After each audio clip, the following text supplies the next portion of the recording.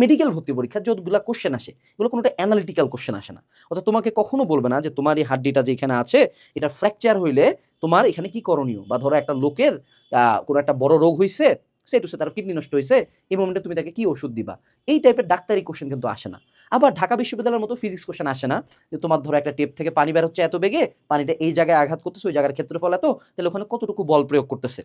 So medical ভর্তি পরীক্ষায় দেখা যাবে অলওয়েজই যেটা, সেটা হলো আমাদের অ্যানালিটিক্যাল কোশ্চেনের বদলে আসতেছে জ্ঞানমূলক কোশ্চেন, অর্থাৎ এই হাড্ডি কয়টা, একটার অল ইন দ্য সিস্টল কয়টা, এটার কপাটিকা কয়টা, কোথায় আছে, কি আছে, অর্থাৎ কোশ্চেনটার উত্তর মেজরিটি অফ দ্য টাইম এই শর্তে জানা যায়, হয় আমি এই কোশ্চেনটার উত্তর জানি, না হয় কোশ্চেনটার উত্তর আমি জানি না।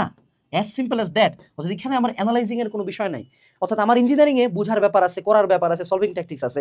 আমার ভার্সিটির জন্য শর্টকাট জানতে হবে, শর্টকাটের ইউজ জানতে হবে, টাইম কিভাবে কম হয় সেটা জানতে হবে। কিন্তু মেডিকেলের ক্ষেত্রে আমার এই জিনিসগুলো ইউজলেস।